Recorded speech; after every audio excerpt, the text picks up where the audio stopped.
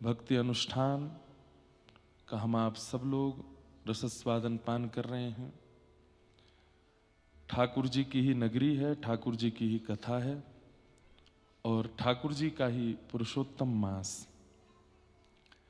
जिस मास में वायु भी पुरुषोत्तम है, सूर्य भी पुरुषोत्तम है, चंद्र भी पुरुषोत्तम है,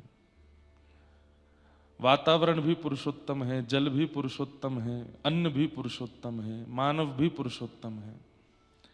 ये अधिक मास। बंधुओं, हमारे जो सामान्य वर्ष चलते हैं उनमें 365 दिन हम लोग गिनते हैं, हर महीने में 30 दिन हम लोग गिनते हैं, पर वो 30 पूर्ण हो नहीं पाते। कुछ समय अनुभव और उसका बड़ा गहरा रहस्य है कि कुछ कुछ उनका अंश रह जाता है। इसलिए हमारे जो 12 महीने हैं उन 12 महीनों में राशियां होती हैं, उन राशियों में भी सूर्य आते हैं। हर महीने एक संक्रांत होती है, हर महीने सूर्य राशि परिवर्तित करते हैं, ऐसा सब रहता है। लेकिन उन समस्त मासों का जो शेष बच जाता है, अधिक जो बच जाता है, वो 3 वर्ष बाद अधिक मास में आता है। अधिक मास में संक्रांत नहीं आती। अधिक मास में कोई राशि फल आदि कुछ भी विशेष नहीं बताया जाता। ये अधिक है। जो 12 में से अधिक रह गया 3 वर्ष में, वही एक मास बन करके आ जाता है और उसी को अधिक मास कहते हैं। परंतु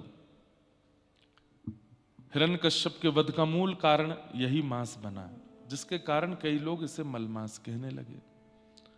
पर ठाकुर जी की कितनी करुणा है कि वो किस पर करुणा करते हैं। हम मानवों पर ही करुणा करें, जीवों पर ही करुणा करें, कीट पतंगों पर ही करुणा करें, देवताओं पर करुणा करें, राक्षसों पर करुणा करें, कैसे करुणा करें, वो मासों पर भी करुणा करते हैं। जब देखा कि बेचारा अधिक कोने में बैठा रो रहा है, क्यों? कोई शुभ कर्म नहीं होते, कोई शादी ब्याह नहीं होता, कुछ भी नहीं होता अधिक मास में। अधिक है। आप कोई अगर पंचांग में पंडित जी से कोई मुहूर्त नहीं मिलेगा आपको। अधिक मास में कोई मुहूर्त नहीं होता। सब कहेंगे 1 महीना बाद, इसमें कुछ भी नहीं। कितने करुणावतार हैं ठाकुर जी कि उस मास के उस कष्ट को नहीं सह पाए और ठाकुर जी ने उसको स्वीकार करके नाम परिवर्तित कर दिया। अब से तुम अधिक नहीं हो, अब से तुम मल नहीं हो, अब से तुम पुरुषोत्तम हो। बाकी मासों में तो एक मुहूर्त निकलेगा, पर तुम में तो हर दिन मुहूर्त है। लेकिन संसार के विषयों का मुहूर्त नहीं होगा, भक्ति का मुहूर्त होगा। इस मास में यदि कोई व्यक्ति हरि नाम लेना प्रारंभ कर दे और मास पर्यंत अगर हरि नाम लेवे, भगवान नाम लेवे, राधा नाम लेवे, युगल नाम लेवे, गुरु मंत्र का जाप करे, तो उसके अंदर किंचित भक्ति का प्रकाश हो ही जाएगा। इस मास की यह प्रधानता है। जैसे शुभ घड़ी में आपने व्यापार शुरू किया तो व्यापार लंबा चलता है, अच्छा चलता है।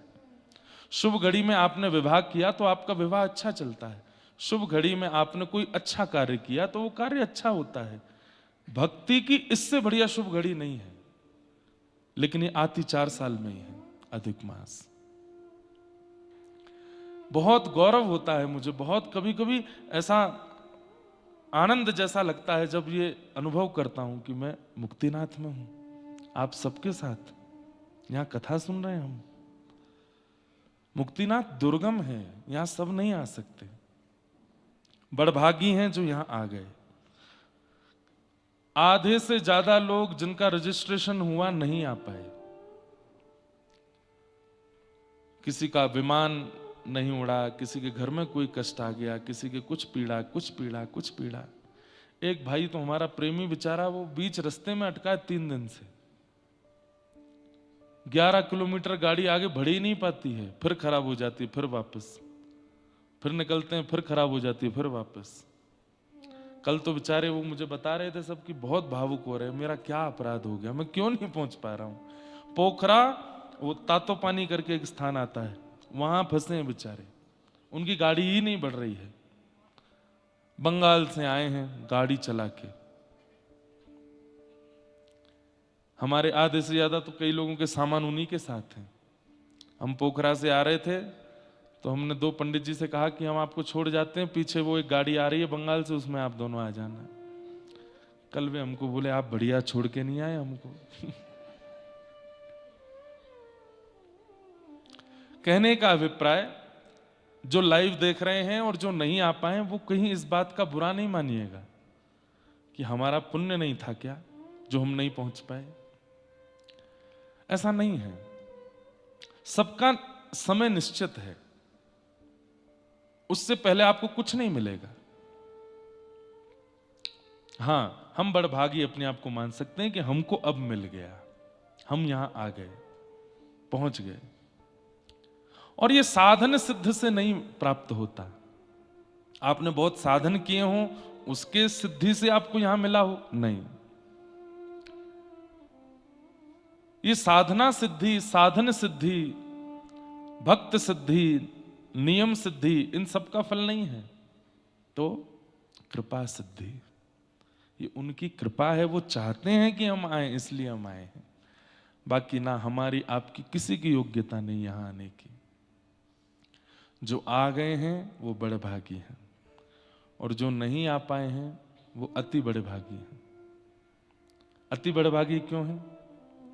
क्योंकि हम आप सबको तो श्रम करना पड़ा यहां आने के लिए, हम आप सबको तो एक परिश्रम करना पड़ा यहां आने के लिए, पर घर बैठ के जो सुन रहे हैं उनका मुक्तिनाथ तो वहीं प्रकट हो रहा है। वहीं सुन करके, यहाँ की हमारी आपकी बातें सुन करके, हमारे तन पर सॉल देख करके वहां 43 डिग्री सेल्सियस है, और यहां परसों सबसे ज्यादा हाई टेम्परेचर था 11। ये हाईएस्ट टेम्परेचर था मुक्तिनाथ का 11। और एक और बात बताऊं, ये बहुत बड़ी योग्यता है मेरी और आप सबकी, ठाकुर जी की ऐसी कृपा है कि बादल नहीं हो रहे हैं यहां पे। अगर बादल हो जाएं तो आप कमरों से बाहर नहीं निकल पाओगे, सांस नहीं ले पाओगे, ऑक्सीजन लेवल बिल्कुल डाउन चला जाता है। पोखरा में 2 दिन से वर्षा थम नहीं रही है, 3 दिन से आश्रय लगाए जा रहे हैं यहां पर भी कि बादल आ सकते हैं, मौसम बिगड़ सकता है, और स्नोफॉल भी हो जाता है। जब यहाँ बादल बहुत ज्यादा हो जाते हैं, ठंड बहुत, तो यहाँ कभी भी बर्फबारी भी हो जाती है। लेकिन अभी तक तो कुछ नहीं है। सूर्य नारायण रोज आ रहे हैं। सामने धवलगिरी पर्वत है, वो 10 सबसे ऊंची पहाड़ियों में से संभवतः 4थे नंबर पर आता है। एवरेस्ट के बाद फिर कंचनजंगा है, कंचनजंगा, वैसे वो नाम तो कंचन गंगा होना चाहिए है? जंगा दूसरे नंबर पर संभवतः वो आता है।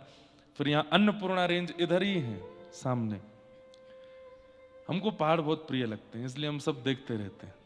बहुत अच्छा लगता है पहाड़ों में, ऐसा लगता है कि ठाकुर जी यहाँ बैठे होंगे, यहाँ घूम रहे होंगे, क्योंकि यहाँ शांति है, मानव नहीं है ना। मानव जहां होते हैं वहां से ठाकुर जी अंतर ध्यान हो जाते हैं।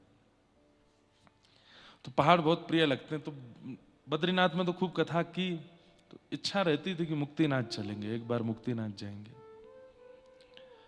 और उसमें भी ऐसी जगह मेरे को जाना अच्छा लगता है जहां ना गाड़ी जा पाए ना मानव जा पाए, वहां चढ़ जाओ। कल भी हम आप लोगों से मिल मिला के ऐसी जगह चले गए थे, फिर अंधेरा बहुत हो गया था, तो फिर हमने कहा चलते हैं लौट के। तो ये धवलगिरी पर्वत हैं, ये संभवतः 4थे नंबर पर आते हैं, सामने ही है। इधर की तरफ दिखते नहीं है, एक आध चोटी दिखती है, वो अन्नपूर्णा है। तो ये सब हिमालय की गोद है जहां हम बैठे। यहां पर मौसम, इन्होंने आपका स्मरण किया है। अच्छा, ज्यादा अभिमान में नहीं आ जाओ आप लोग। कई बार ऐसा भी होता है कि बुलाए तो राम जी थे, लेकिन लगे हाथ भरत जी भी आ गए, लक्ष्मण जी भी आ गए, हनुमान जी भी आ गए, सीता जी बोली कहां जा रहे हो, हम भी चल रहे हैं। तो मतलब अगर 1000 व्यक्ति दर्शन कर रहे हैं तो उसमें से 100 का स्मरण तो नारायण ने किया है, बाकी तो उनके संग आ गए हैं।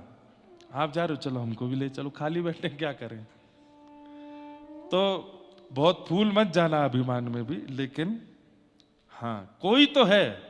इस सभागृह में भी शायद हो सकता है कि 10-5 ही लोग होंगे, उनकी वजह से हम आ गए। मैं तो होऊंगा ही होऊंगा क्योंकि संकल्प तो मेरा ही था। हमारे हमेशा ही रहता था कि मुक्तिनाथ जाना है, मुक्तिनाथ जाना है, एक बार जाना है, वहां दर्शन करना है। मैं भी अभिमान क्यों करूं, आप में से कोई होंगे जिसका स्मरण हरि ने किया होगा और उनके निमित्त हम आ गए। जैसे प्रसिद्ध कथा कहते हैं कि पंढरपुर में भगवान कट्टी पर हाथ धर के खड़े हैं। तो किसी ने कहा कि भगवान आप पुंडलीक के लिए, पुंडलीक भक्त के लिए ऐसे खड़े हुए, आज तो ऐसे भक्त नहीं हैं, फिर क्यों खड़े हो? ठाकुर जी बोले 1,00,000 लोग दर्शन करते हैं, उनमें से एक तो है जिसके लिए मैं खड़ा हूं। उस एक की वजह से इतनों को हो जाता है, एक के लिए ही मैं खड़ा हूं, लेकिन उन एक की वजह से 1,00,000 को हो जाता है। तो दोनों बातें हैं। आपको अच्छा लगे इसलिए यह बात भी कह देते हैं कि ठाकुर जी ने स्मरण किया तब कर रहे हैं, वो जिसका स्मरण कर रहे हैं वो सामने आ रहा है। और आपको मान ना हो, अभिमान ना हो, इसलिए यह भी कह देते हैं कि कोई है जिसके लिए वो बैठे हैं, हम तो उसकी वजह से आ गए हैं। लेकिन किसी भी रूप में आए, आ गए, बहुत बड़ी बात है। मुक्तिनाथ आना ही बहुत बड़ी बात है। यहां पहुंचना साधन सरल नहीं है, मार्ग सरल नहीं है, स्वास्थ्य वह भी अनुकूल नहीं है, समय वह भी अनुकूल नहीं है। सब कुछ अनुकूल हो जाए तो इसमें तो ये मान लेना चाहिए कि नाथ ने स्मरण किया तो ही हम आ पाए। कल हमसे कोई कह रहा था महाराज जी कैलाश मानसरोवर की डेट बता दो। मैंने कहा ना, डेट नहीं बताएंगे, बस योजना बनाते चलेंगे, व्यवस्थाएं करते चलेंगे, और जिस दिन मानसरोवर पहुंच जाएंगे वही डेट बढ़िया है। प्रयास अपना मेहनत करेंगे, पहुंचने की तिथि नहीं बताएंगे। फिर एक, अब सब ऊधमी तो हैं ही हमारे संग वाले, एक बोला महाराज जी एवरेस्ट कैंप, बेस कैंप पे भी करो कथा, एवरेस्ट बेस कैंप पे भी करो। अब व्यासपीठ से बुल गई है तो ये भी हो जाएगी। हमारे संगीत वाले और हमारे संघ वाले सब कह रहे हैं, बोले महाराज जी प्रणाम है आपको, दूसरी संगति बैठा लो, हमसे तो नहीं जाया जाएगा। अब एवरेस्ट बेस कैंप पे पहुंचने में लगते होंगे 5-6 दिन तो लग ही जाते होंगे, पैदल ही जाते हैं वहां तो। लेकिन हमारे लिए तो एक श्लोक है, गंधमादन यात्रायाम यत्फलम लभते नर तत्फलम लभते सम्यक गिरिराजस्य दर्शनात्। बोले कि भाई हिमालय पर जितने भी तीर्थ हैं और हिमालय पर जितने भी भगवान हैं, उन सबके दर्शन का जो फल मिलता है वो फल केवल और केवल श्री व्रजमंडल के गिरिराज जी का दर्शन करने मात्र से मिल जाता है। गंधमादन यात्रायाम यत्फलम लभते नर तत्फलम लभते सम्यक गिरिराजस्य दर्शनात्। तो हमारे तो गिरिराज जी हैं, संकल्प तो हम नहीं लेंगे, लेकिन हाँ मन में भाव लेते रहेंगे, वहां भी करेंगे, वहां भी करेंगे, वहां भी करेंगे, और कहीं नहीं भी हो पाई तो गिरिराज जी में तो कर ही लेते हैं, गिरिराज जी को तो प्रणाम कर ही लेते हैं। कल मैं बता रहा था ना, श्री गिरिराज जी यहीं से गए हैं, हिमालय से ही तो गिरिराज जी व्रजमंडल में पधारे हैं। तो जब व्रज से लोग आते हैं हिमालय पर तो हिमालय बड़े प्रसन्न होते हैं, और हम लोगों से धीमे धीमे पूछते हैं कि हमारे लाला गिरिराज जी कैसे हैं, क्योंकि हिमालय पुत्र ही हैं श्री गिरिराज। वो तो द्वापर में भगवान ने उनको अपना रूप प्रदान कर दिया, अपने सम बना दिया, अब तो वो साक्षात भगवान हैं। अब तो हिमालय भी प्रणाम करते हैं गिरिराज को, लेकिन पूर्व दृष्टि से देखा जाए तो हिमालय का ही अंश है श्री गिरिराज जी। ऐसे हिमालय को हम प्रणाम करते हैं, मुक्तिनाथ को हम प्रणाम करते हैं।